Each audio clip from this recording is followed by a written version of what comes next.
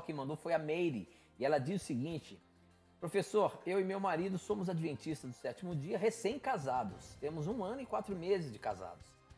Quando estamos em jejum, podemos ter relações sexuais normalmente? Ou temos que nos abster da mesma? E na sexta-feira e no sábado pela manhã, pode-se fazer sexo? E aí, professor, no sábado? Veja, em relação ao jejum, depende do propósito que você fez com Deus. Paulo fala algo sobre isso em 1 Coríntios capítulo 7. Esse aqui é um princípio interessante para os casais cristãos avaliarem. Ó. Mesmo quando alguém tem um propósito de jejum, não devem privar-se por muito tempo do sexo. Olha o que diz Paulo aqui em 1 Coríntios 7, 2 em diante, ó, 2 a 5. Mas por causa da impureza, eu até vou ler aqui numa outra tradução, vou ler aqui na nova versão transformadora desta vez. 1 Coríntios 7, 2 a 5.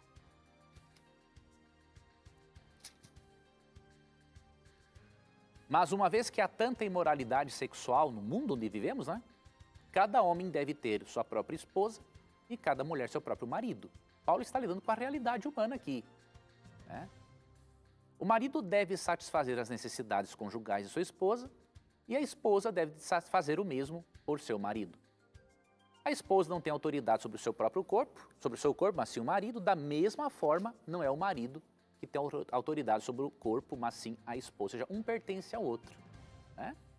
Verso 5. Não privem um ao outro de terem relações, a menos que ambos concordem em abster-se da intimidade sexual por certo tempo, a fim de se dedicarem de modo mais pleno à oração. Só por isso.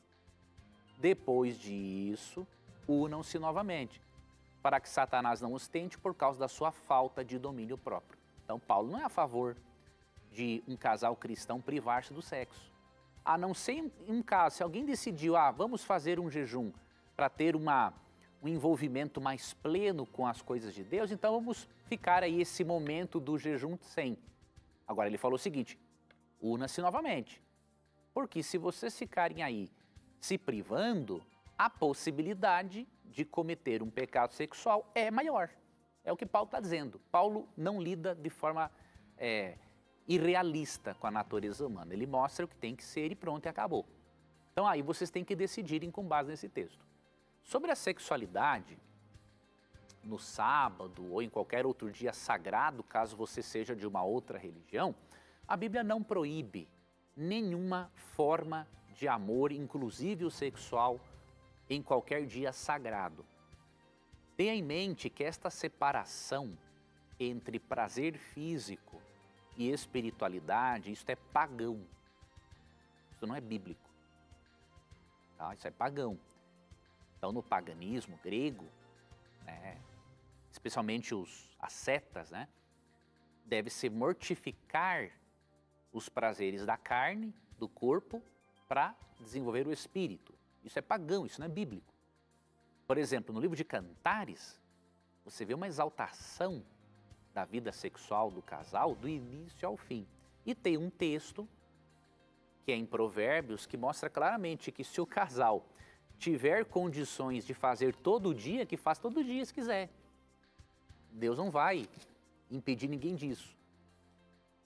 Provérbios 5, 18 e 19. Seja abençoada a sua fonte, alegre-se com a mulher de sua juventude. Ela é gazela amorosa, corça graciosa, que os seios de sua esposa o satisfaçam sempre. Na versão Almeida, se te satisfaçam em todo o tempo. E você seja cativado por seu amor todo o tempo. É óbvio que todo o tempo inclui sábado, inclui domingo, qualquer dia da semana. O que não pode acontecer é óbvio. Considerando 1 Coríntios 13, 4 e 5, que diz que o amor não busca os seus próprios interesses, um cônjuge não deve forçar o outro a fazer algo que ele não queira e que esteja em total desacordo com a sua consciência moral e espiritual. Que o verdadeiro amor é este. Eu penso mais no outro do que em mim. Ok? Então, Sempre conversem, entrem em comum acordo. Alguns alegam, por exemplo, mas Isaías 58, 13 e 14 diz que eu não devo fazer a minha própria vontade no sábado.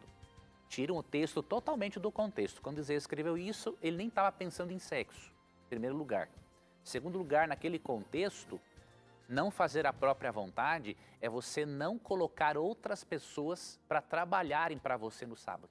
É não atrapalhar outras pessoas de observarem o dia do Senhor. Então, este é o contexto.